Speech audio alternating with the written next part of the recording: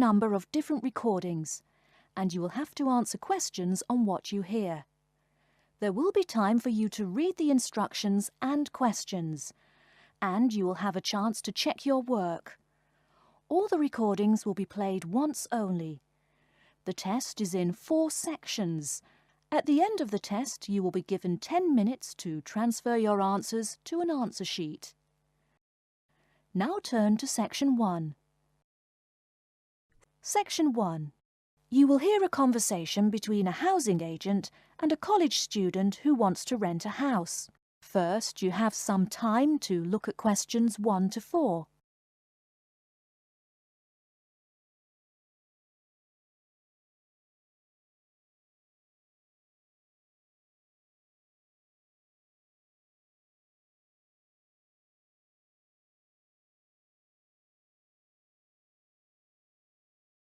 You will see that there is an example which has been done for you. On this occasion only, the conversation relating to this will be played first. Good afternoon and welcome to Habitat Hunters. You must be Joseph. Yes, that's right. You said on the phone that I could come by at 2 o'clock. Sorry, I'm a little early. No problem at all. In Calgary's market, you have to move fast if you want a good apartment. Actually, I'd settle for almost anything. I've been here 10 days and the hotel is ruining me. My father has me on a strict budget. Sit right down here now, sir. Let's talk a little about the places before we go have a look. Now, we have 4 apartments available. Okay. Could you tell me more about those 4 apartments? Sure. The first one is on Beetle Road, just a block off campus. It's a 3-bedroom with a bathroom and a living room and a great Italian restaurant right next to it. The agent says that the first apartment is a 3-bedroom apartment with a great Italian restaurant right next to it. So, restaurant has been written in the space. Now we shall begin. You should answer the questions as you listen, because you will not hear the recording a second time. Listen carefully and answer questions 1 to 4. Good afternoon and welcome to Habitat Hunters. You must be Joseph. Yes, that's right. You said on the phone that I could come by at 2 o'clock. Sorry, I'm a little early. No problem at all. In Calgary's market, you have to move fast if you want a good apartment. Actually, I'd settle for almost anything. I've been here 10 days and the hotel is ruining me. My father has me on a strict budget. Sit right down here now, sir. Let's talk a little about the places before we go have a look. Now, we have 4 apartments available. Okay. Could you tell me more about those 4 apartments? Sure. The first one is on Beetle Road, just a block off campus. It's a 3-bedroom with a bathroom and a living room and a great Italian restaurant right next to it. How much? Well, it's $435 a month, including internet and utilities. Okay, that sounds reasonable. Any drawbacks to the house? There's a really big garden, but it hasn't been taken care of over the years and is just too big to clean up nicely. That sounds okay. Tell me about the next option. The other 3-bedroom apartment is on Oakington Avenue on campus.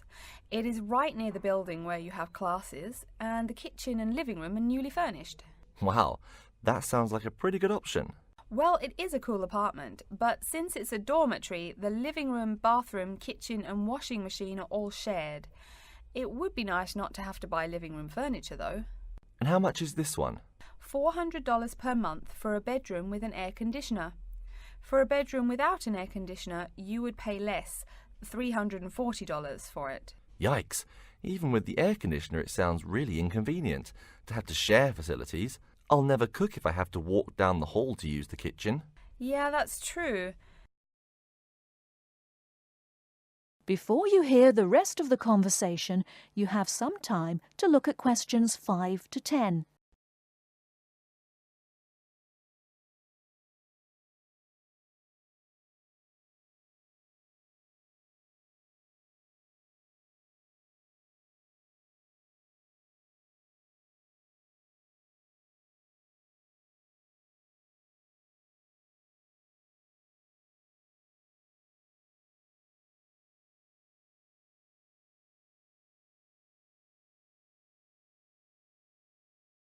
Now listen and answer questions 5 to 10.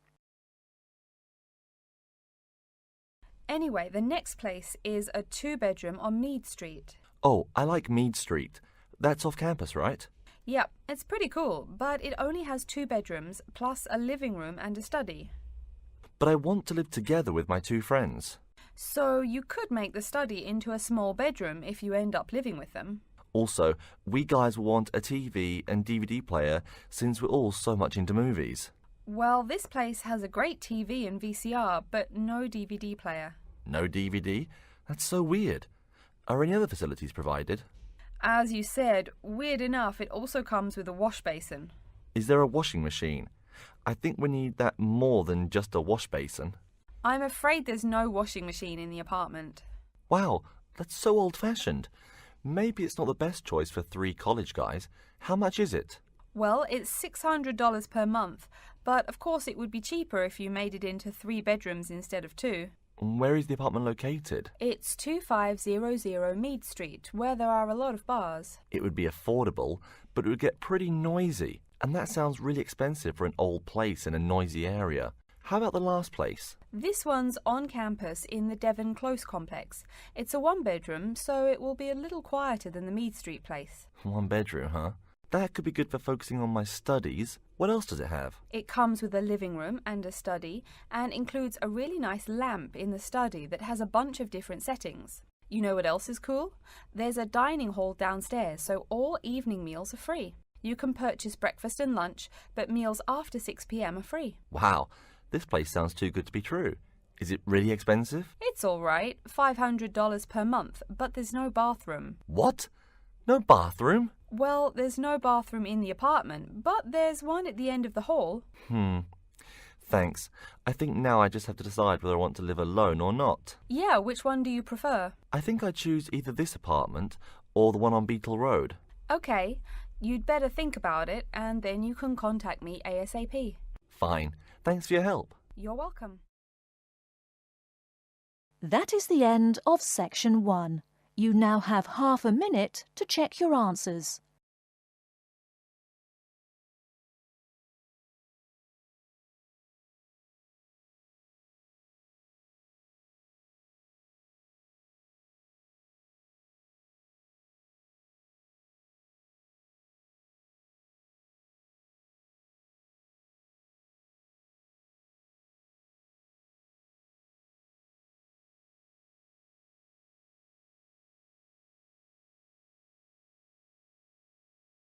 Now turn to section 2. Section 2. You'll hear a talk about the waste collection in Baltimore. First, you have some time to look at questions 11 to 15.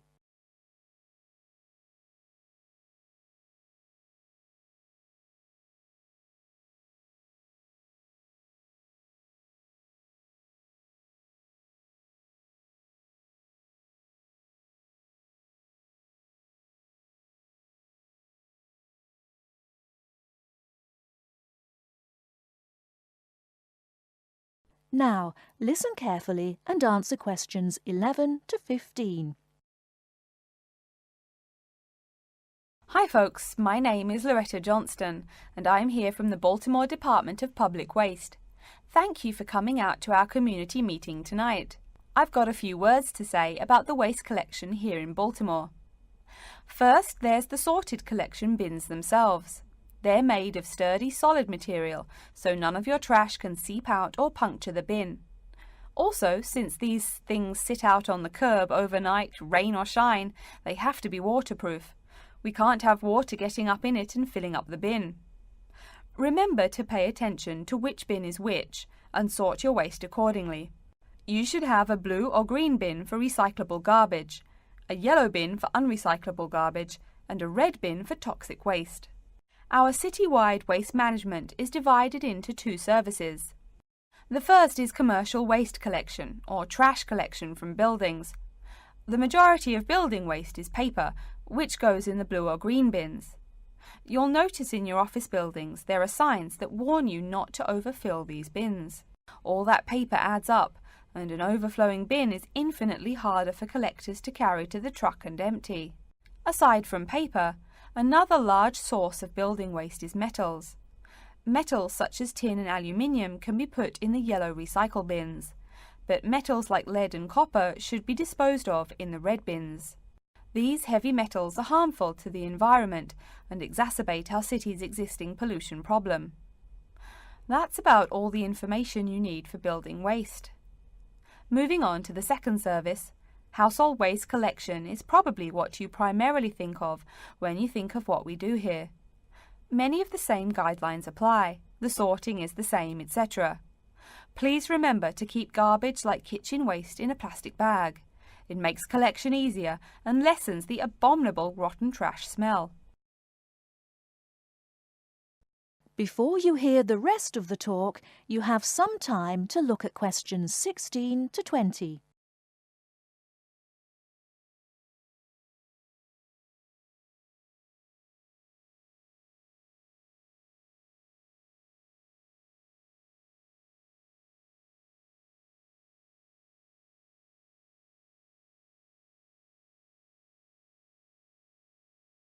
Now listen and answer questions 16 to 20. So, after we take your trash away, what happens to it? We take all the garbage to one of a number of garbage disposal plants, each of which is located in the middle of an open space of some sort. No one wants to have their home or office right next door to a waste disposal plant, right? Waste is collected and then disposed of once every 4 weeks. A lot of trash can build up in that time, so we're in the process of developing a plan to fund collection more frequently. Ideally, it would be collected weekly, but we will likely have to settle for bi-weekly. The garbage trucks make their rounds to clear the bins at night in order to avoid traffic. I'm sure you've seen how much waste your own household produces in a given week. Now imagine all the trash produced by all the households in Baltimore. It's a lot, right? It may surprise you that this amount is only marginal compared to commercial waste. Yep, the main waste producers are actually businesses, industrial facilities, retail and offices. Hard to believe humans produce that much waste, right? No wonder we have pollution problems. Anyway, after all incoming waste is sorted, recyclables are sent to a recycling plant, while garbage and toxic waste are transported to their respective areas of the plant for treatment. Items such as stones, which should not be disposed of in our bins, are separated out and discarded. Once the trash has undergone the treatment process, it is compacted and disposed of with all the other trash.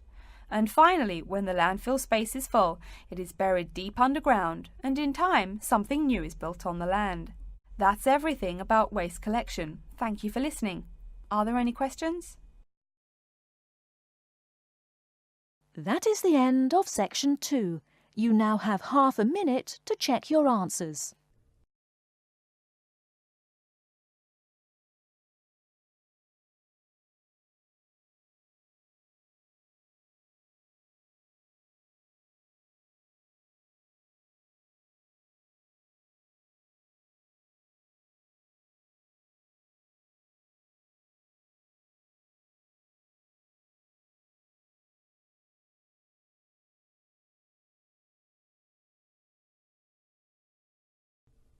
Now turn to section 3. Section 3.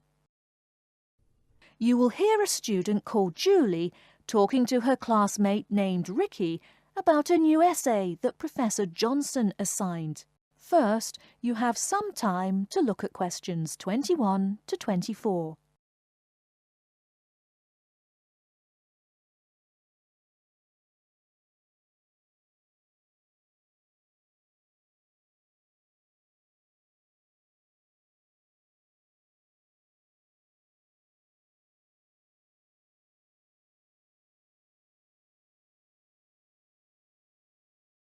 Now, listen carefully and answer questions 21 to 24. Hi, Julie, it's Ricky. Hi Ricky, how are you? I noticed you weren't in psychology today. I'm feeling sick, so I didn't go to school today.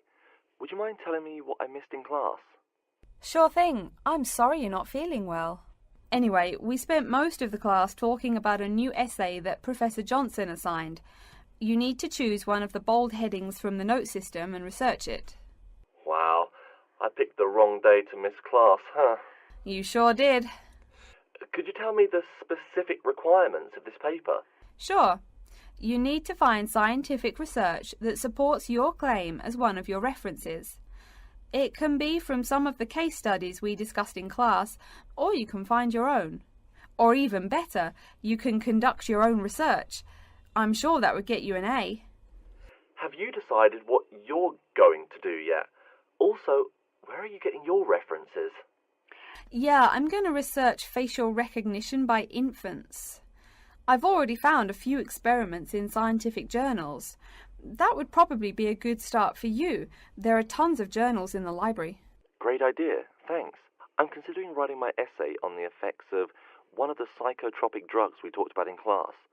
I'm sure there is lots of stuff about it on the internet. Are we allowed to use information from the internet? Sure, you can use that as long as it's not your main source for information. You'll probably want to cite some of the experiments we went over. Good idea, thanks. I'm going to try to find some information from a bunch of different sources. Before you hear the rest of the talk, you have some time to look at questions 25 to 30.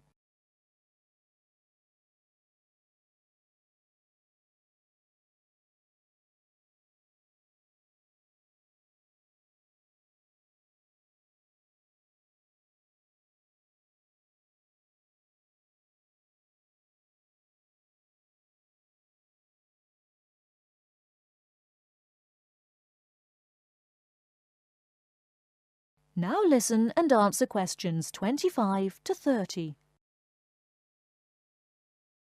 Are there any specifications on how the essay should be written? Yeah, Professor Johnson wants it double-spaced. It should be between 6 to 10 pages long. 6 to 10 pages? That's so much. Oh, it's going to take forever. I know, the whole class groaned when he said that.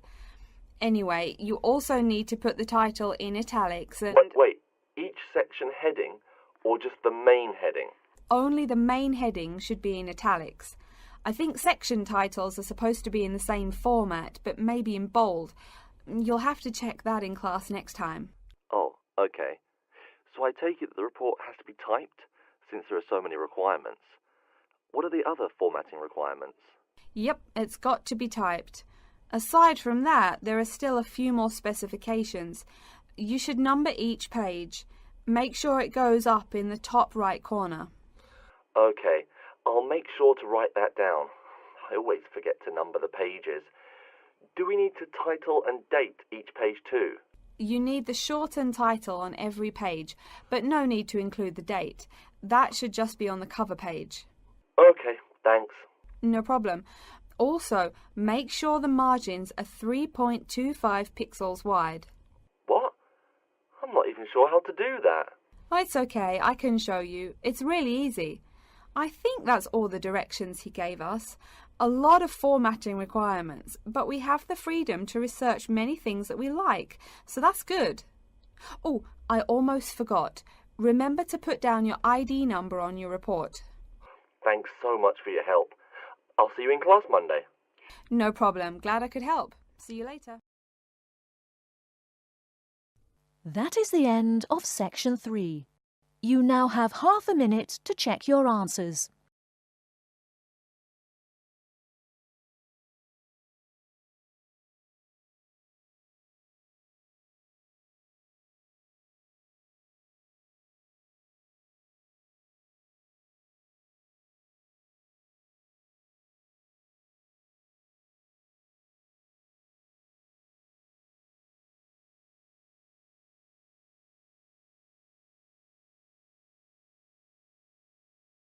Now turn to section 4.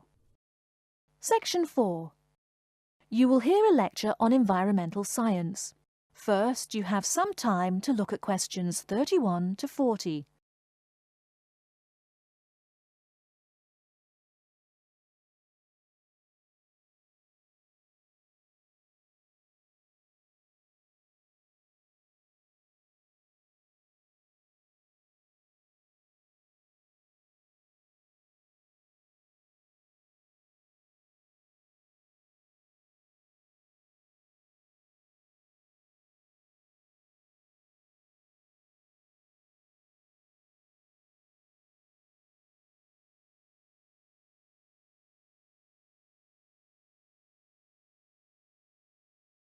Now listen carefully and answer questions 31 to 40. Good morning and welcome to yet another lecture in environmental science. I don't think I'm telling you a secret when I mention that water is a big worry here in Australia. The stuff is scarce. Perhaps that's why we drink so much beer, eh? Seriously though, a safe and reliable source of water is one of the great concerns of people everywhere. Moreover, as the world population grows, the pressure on existing water supplies grows greater and greater. Think about it. Our economic system demands that there be more and more consumers. The growing number of people has been tied to climate change, including droughts. So more people means less water. But our economic system demands a high birth rate. Forget about oil. Soon enough you will see wars for water. Mark my words. But today I'm going to confine my remarks to Australia. As noted already, here down under the water supply is extremely scarce. The only drier continent is Antarctica, and remember, no one really lives there anyway. Moreover, in recent years, the wind patterns have changed. Rain that used to fall on the country now falls out to sea hundreds of miles to the south.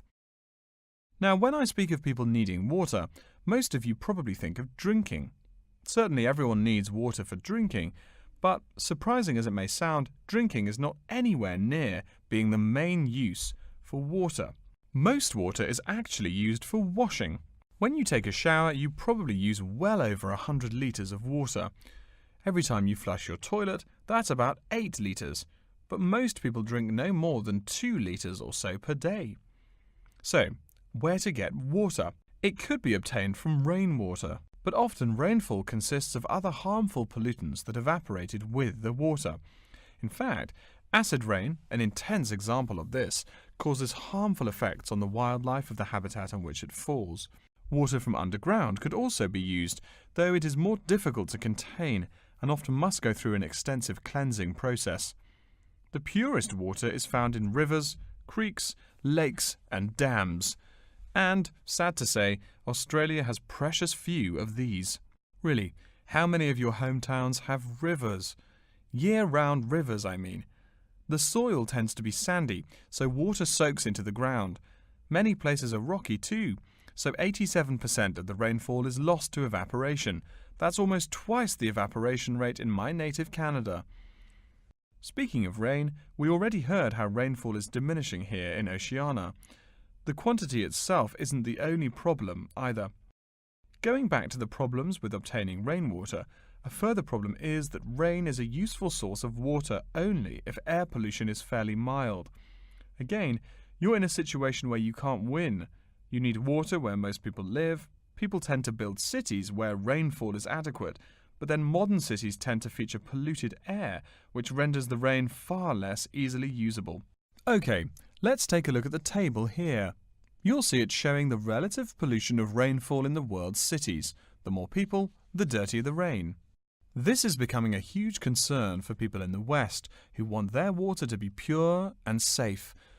Though reliable drinking water is important everywhere, the concern in the West is reflected in all the government regulations and political campaigns aimed at solving this problem. In contrast, there are not as many demands made on the governments in Asian and African cultures to improve the water, as their focus is on other issues. Now, whatever the source of water, we can never afford to forget that all water is highly vulnerable to contamination. Whether we're getting it from the ground, from bodies of water or rainfall, it is susceptible to a variety of toxins. In fact, that's why we clean it before using it. Water carries with it filth and dirt. This problem shows up in a number of different ways. As humans and all other animals need water to survive, it's no surprise to us that one of the most important domestic uses of water is for drinking. Yet, if you have old-fashioned lead pipes, you may slowly be poisoning yourself by drinking that nice clear water. The industrial pollution, farm chemicals and leaky landfills are well-known sources of contaminants as well. So what is being done to ensure we Australians a safe and steady supply of drinking water? There are a lot of initiatives that make admirable efforts to remedy this issue. We'll be talking about this when we meet again on Thursday, but as a preview, I can tell you that so far the amount of real solutions that have been produced is not nearly adequate. Traditionally, we've been very free in this country. That means that every person and every province tend to go its own way. So the mechanisms for water management are, in a word, insufficient. To begin seeing how this is so, I want you to read something before our next class. Though a lot of previous data on water usage and water management are inconclusive and have thus caused quite a concern, we can learn a lot from the contents of reports written on the subject. The basis for the government's water policy is the 1989 White Paper reporting on water use, present and future. If you compare the numbers offered in the paper with those in the text, you'll find that the report is rather untrustworthy. Truth being told, I'm being too kind when I say that. That is the end of section 4. You now have half a minute to check your answers.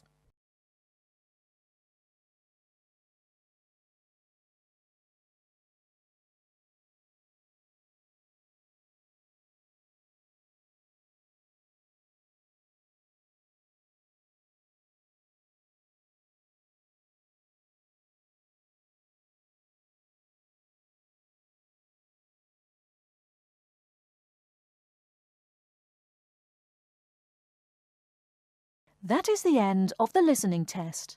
In the Ielts test, you will now have 10 minutes to transfer your answers to an answer sheet.